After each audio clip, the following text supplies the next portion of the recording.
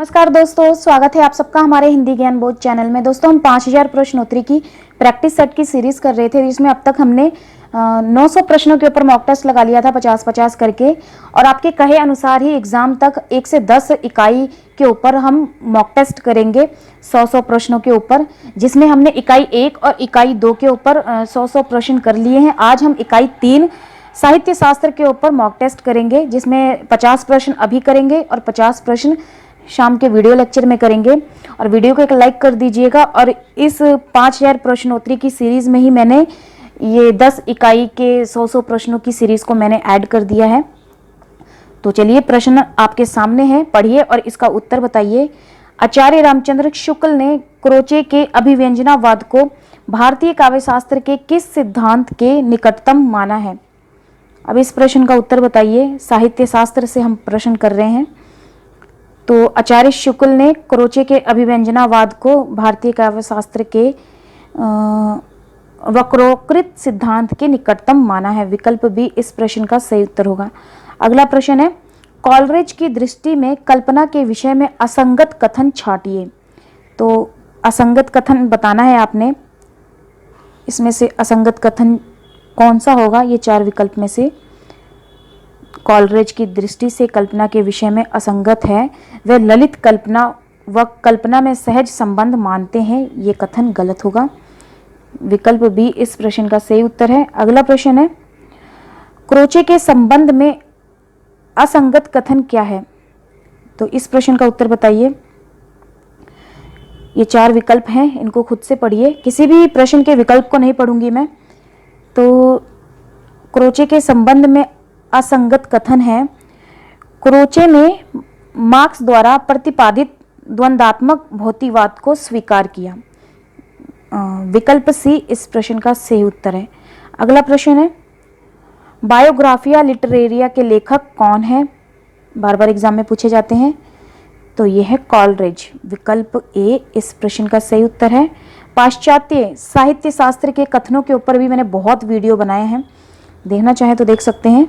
अगला प्रश्न है आपके सामने, इतिहास बोध का अर्थ अतीत के अतीतव का ही नहीं अपितु उसके वर्तमानत्व का भी अवगम है, यह मान्यता किसकी है? तो ये मान्यता है इन 4 विकल्प में से टी.एस. इलियट की। टी.एस. इलियट की है। विकल्प डी इस प्रश्न का सही उत्तर है। अगला प्रश्न आपके सामने है, इलियट का मत नहीं है। इन 4 विकल्प में से कौन सा इलियट का मत नहीं है? तो यह है कला का संवेग व्यक्तित्व होता है। विकल्प डी इस प्रश्न का सही उत्तर है। अगला प्रश्न है, कॉलरिज के कल्पना सिद्धांत के संबंध में असंगत छांटिए। असंगत छांटना है आज 4 विकल्प में से।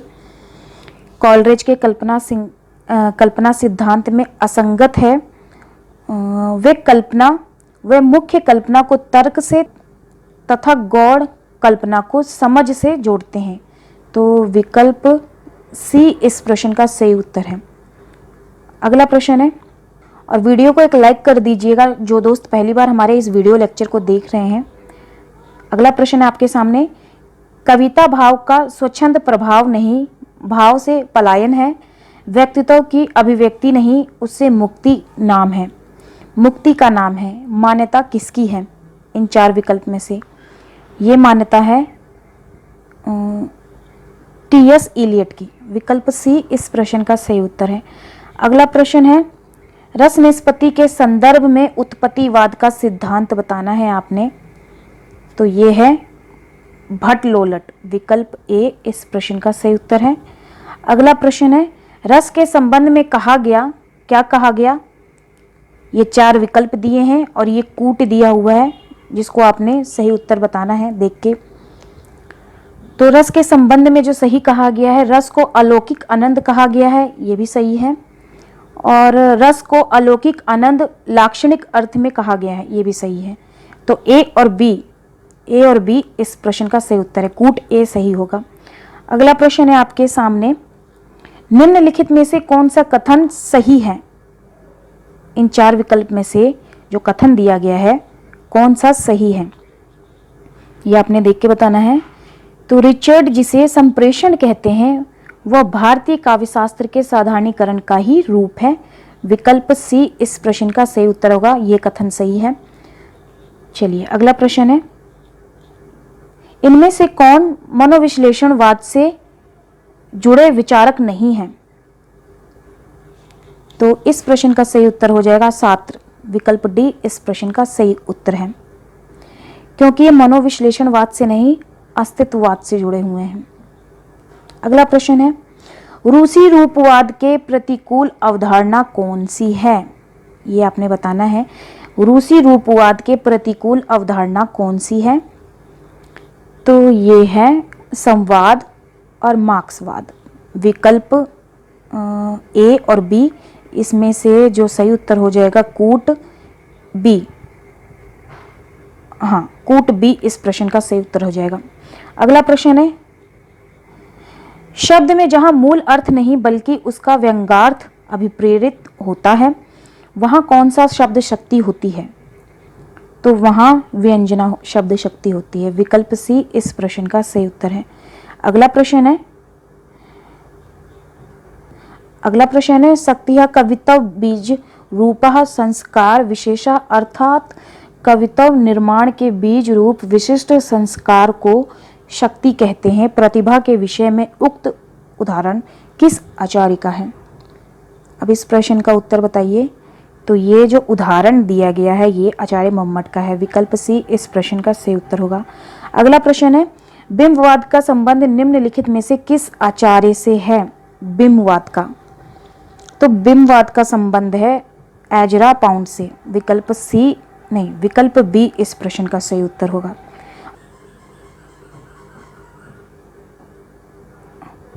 चलिए अगला प्रश्न करते हैं, निम्नलिखित में से टी.एस. इलियट की पुस्तक कौन सी है?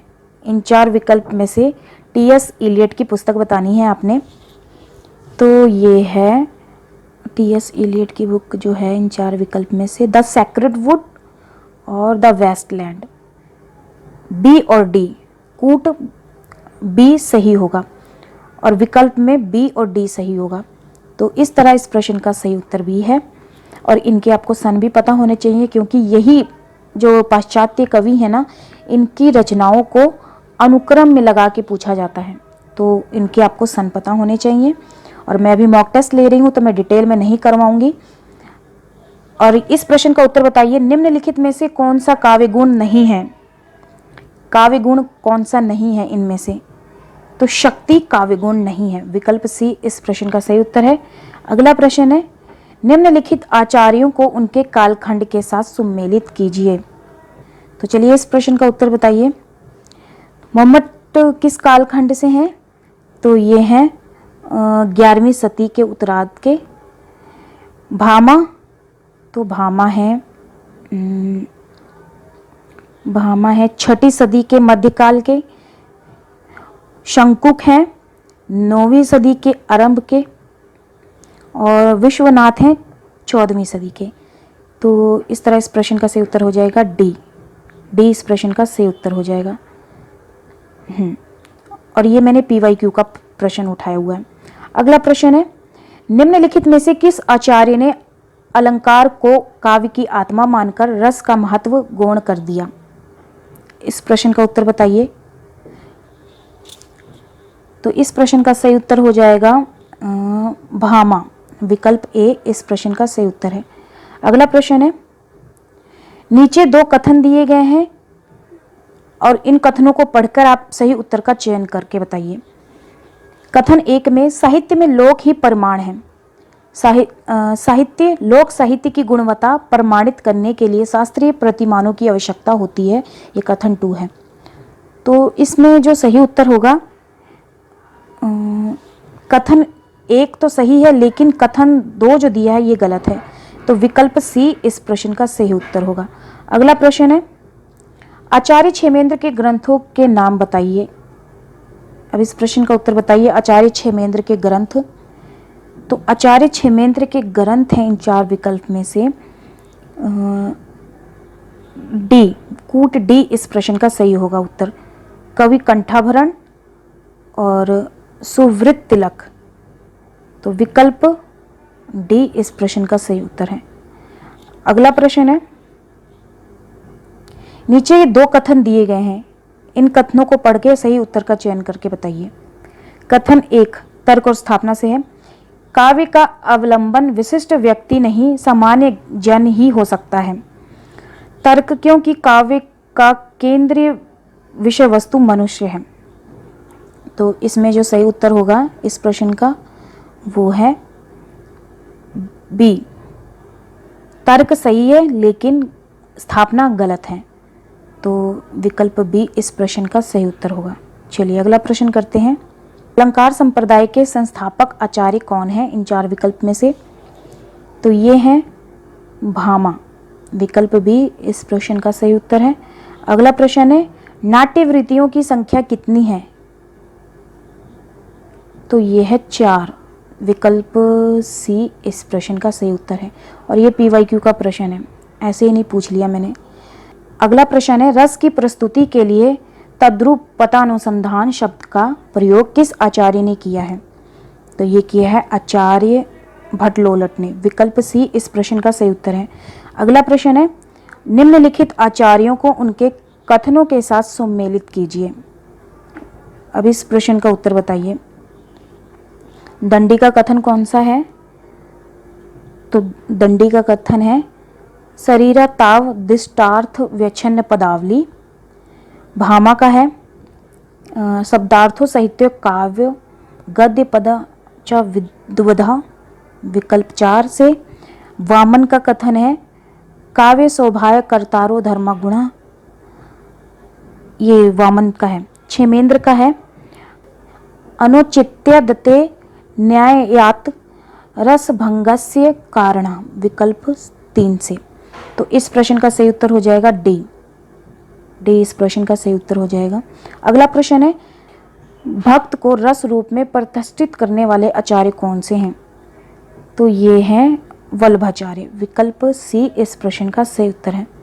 अगला प्रश्न है, इनमें से कौन मार्क्सवादी विचारक नहीं है? तो इनमें से मार्क्सवादी विचारक कौन से नहीं हैं? तो ये हैं जोसेफ एडिसन। विकल्प ए इस प्रश्न का सही उत्तर है। अगला प्रश्न है, इनमें से कौन मार्क्सवादी विचारक नहीं है? तो मार्क्सवादी विचारक जो नहीं है वो जोसेफ एडिसन। विकल्प ए इस प्रश्न का सही उत्तर है। अगला प्रश्न है, कॉलरिज की काव्य संबंधी धारणा का मुख्य आधार क्या है? अब इस प्रश्न का उत्तर बताइए। काव्य संबंधी धारणा का मुख्य आधार बताना है आपने। तो यह है सहचार्यवादी सिद्धांत। विकल्प ए इस प्रश्न का सही उत्तर है। अगला प्रश्न है, आनंदवर्धन ने किसे ध्वनि की आत्मा माना है? ध्वनि की आत्मा किसे माना है? तो ये माना है रसध्वनि को। विकल्प सी इस प्रश्न का सही उत्तर होगा। अगला प्रश्न है, जुंग के अनुसार पिता पर अधिकार जमाने के लिए लड़की की अपनी मां से प्रतिस्पर्धा को किस ग्रंथि के रूप में जाना जाता है? तो ये माना जाता है इलेक्ट्रा ग्रंथि। विकल्प बी इस प्रश्न का सही उत्तर है। अगला प्रश्न है, अभिनव गुप्त के अनुसार सही कथन बताना है इन 4 विकल्प में से देख के। यहाँ पे कूट दिया हुआ है अभिनव गुप्त के अनुसार। तो इसको मैं थोड़ा सा जूम कर देती हूँ ताकि आपको सारे विकल्प दिखें। हाँ, अब बताइए।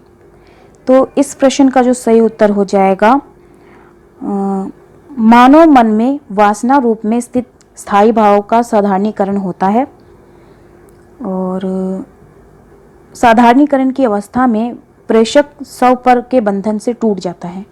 तो का और ग इस प्रश्न का सही उत्तर होगा। क और ग, कूट सी इस प्रश्न का सही उत्तर है। चलिए अगला प्रश्न देखते हैं। निर्देश प्रश्न में 2 कथन दिए गए हैं, इनमें से एक स्थापना है, दूसरा तर्क है। नीचे दिए गए विकल्पों में से सही उत्तर का चयन करना है। तर्क स्थापना से प्रश्न है, यूरोपीय साहित्य मीमांसा में कल्पना को बहुत प्रधानता दी गई है। तर्क, कल्पना काव्य का अनिवार्य साध्य है। अब बताना है कौन सा सही है कौन सा गलत। तो इसमें जो सही उत्तर हो जाएगा वो है विकल्प सी। स्थापना सही है लेकिन तर्क गलत है। तो विकल्प सी इस प्रश्न का सही उत्तर होगा। अगला प्रश्न करते हैं, भट्टोट के अनुसार काव्य हेतु प्रतिभा की व्याख्या बतानी है इन 4 विकल्प में से देख के। तो प्रज्ञा नव नवोन्मेष शालिनी प्रतिभा मता। विकल्प ए इस प्रश्न का सही उत्तर है। अगला प्रश्न है जादुई अर्थात वाद मैजिकल रियलिज्म शब्द का सबसे पहले प्रयोग किसने किया था? किसने किया था? तो ये किया था फ्रेंच रो ने। विकल्प सी इस प्रश्न का सही उत्तर है। अगला प्रश्न है आचार्य और काव्य प्रयोजन का सम्मेलन नहीं है, इन चार विकल्प में से वो आपने छांट के बताना है। आचार्य और उनके काव्य प्रयोजन का सम्मेलन इन चार विकल्प में से एक नहीं है, तो वो है सहृदयों की प्रियता धनार्जन, ये दंडी की है, तो ये गलत आएगा। तो विकल्प ए इस प्रश्न का सही उत्तर है। तो हमने नहीं बताना था सम्मेलन जो नहीं है काव्य प्रयोजन और उनके आचार्य का, तो विकल्प ए इस प्रश्न का सही उत्तर हो जाएगा। चलिए अगला प्रश्न करते हैं। दोस्तों अगर आप हमारे टेलीग्राम चैनल और व्हाट्सएप ग्रुप के साथ जुड़ना चाहते हैं तो जुड़ सकते हैं। डिस्क्रिप्शन में मैंने लिंक दे रखा है और वहाँ पे मैं काफ़ी सारा स्टडी मटेरियल उपलब्ध करवाती हूँ। तो इस प्रश्न का उत्तर बता दीजिए क्या है, कौन सा काव्य हेतु नहीं है इन चार विकल्प में से? तो ये है समाधि, काव्य हेतु नहीं है। विकल्प डी इस प्रश्न का सही उत्तर है। अगला प्रश्न है आचार्य जयदेव ने अंगीकरोति यह काव्यम कहकर किस आचार्य के काव्य लक्षण को चुनौती दी थी? बताइए इस प्रश्न का उत्तर। तो ये दी थी चुनौती मम्मट को। विकल्प बी सही उत्तर होगा। अगला प्रश्न है जब मन में तमोगुण व रजोगुण दब जाते हैं और सत्व गुण का उद्रेक और प्रबल होता है तभी रस की अनुभूति होती है। रसास्वाद के संबंध में यह विचार किसका है? ये विचार है विश्वनाथ का। विकल्प सी इस प्रश्न का सही उत्तर है। अगला प्रश्न है रचना काल की दृष्टि से निम्नलिखित रचनाओं का सही अनुक्रम बताइए। सही अनुक्रम बताइए इन चार विकल्प में से देख के। तो इस प्रश्न का सही उत्तर होगा डी इस प्रश्न का सही उत्तर होगा। चलिए अगला प्रश्न करते हैं। पाणिनि ने किस ग्रंथ के द्वारा भाषा को एक रूपता देने का प्रयास किया? तो ये दिया इन चार विकल्प में से अष्टाध्यायी को। विकल्प बी इस प्रश्न का सही उत्तर होगा। दोस्तों अगर आपको आवाज़ ज़्यादा आ रही होगी तो उसके लिए माफ़ी चाहूँगी, क्योंकि मैं पंजाब में रहती हूँ। तो यहाँ पे जो हमारे घर के सामने ही एक सरदार है, वो आपस में लड़ झगड़ रहे हैं, तो काफ़ी आवाज़ आ रही है। तो मेरे पास कोई सेपरेट रूम भी नहीं है कि मैं एकांत में बैठ के ऐसे वीडियो बना दूँ जहाँ पे आवाज़ ना आए। मुझे भी झेलना पड़ रहा है तो आपको भी झेलना पड़ेगा। माफ़ी चाहूँगी अगर एक्स्ट्रा कोई आवाज़ आ रही है तो। इस प्रश्न का उत्तर बताइए। भरत मुनि ने अपभ्रंश को नाम दिया, क्या नाम दिया है? तो ये दिया है देश भाषा। विकल्प सी इस प्रश्न का सही उत्तर होगा। अगला प्रश्न है रुद्रट ने वक्रोकृत को शब्दालंकार मानते हैं, तो इसे अर्थ अलंकार किसने माना है? तो ये माना है आनंदवर्धन ने। विकल्प डी इस प्रश्न का सही उत्तर होगा। अगला प्रश्न है वक्रोकृत संप्रदाय के विरोधी आचार्य बताने हैं आपने। तो जो विरोधी आचार्य हैं वो हैं वक्रोकृत संप्रदाय के विरोधी आचार्य हैं आचार्य विश्वनाथ जी। विकल्प बी इस प्रश्न का सही उत्तर होगा। अगला प्रश्न है निम्नलिखित पाश्चात्य आचार्यों का जन्म वर्ष के आधार पर सही क्रम बताइए। इस प्रश्न का उत्तर बताइए। ये विकल्प है, ये कूट है। तो अब इस तरह से पॉइंटों में दिया जाता है अनुक्रम में लगाने को। पहले हमें एक लाइन में दिया जाता था। तो इस प्रश्न का जो सही उत्तर होगा, तो सबसे पहले सैमुअल टेलर कॉलरिज आएंगे, दूसरे नंबर पे आएंगे सेंसुएर, तीसरे नंबर पे आएंगे रिचर्ड, चौथे नंबर पे हैं रोलाबर्थ। तो विकल्प बी इस प्रश्न का सही उत्तर होगा। हिंदी कवियों के लेखकों के ऊपर तो मैंने जन्म कालक्रम के ऊपर वीडियो बना दिया था। तो अगर मुझे समय मिलेगा तो मैं पाश्चात्य आचार्यों के जन्म काल के ऊपर भी वीडियो लेक्चर बना दूंगी, क्योंकि इसके ऊपर भी काफ़ी प्रश्न पूछे जाते हैं। और ये मैंने PYQ के प्रश्न को ही उठाया हुआ है, यहाँ पे देख सकते हैं आप। कार्यत्री और भावयत्री प्रतिभा का विभाजन किस आचार्य ने किया है? इन चार विकल्प में से बताइए। तो ये किया है राजशेखर ने। विकल्प डी इस प्रश्न का सही उत्तर होगा। अगला प्रश्न आपके सामने है, काव्य हेतुओं में व्युत्पत्ति का सही अर्थ बताना है। काव्य हेतुओं में व्युत्पत्ति का सही अर्थ है शब्द ज्ञान। विकल्प बी इस प्रश्न का सही उत्तर है। अगला प्रश्न है, काव्य गुणों के प्रतिष्ठापक आचार्य बताने हैं आपने। तो ये हैं काव्य गुणों के वामन। विकल्प सी इस प्रश्न का सही उत्तर है। अगला प्रश्न है, वेदांत भंगी भणति किसका सूत्र है? तो ये सूत्र है कुंतक का। तो विकल्प ए इस प्रश्न का सही उत्तर होगा।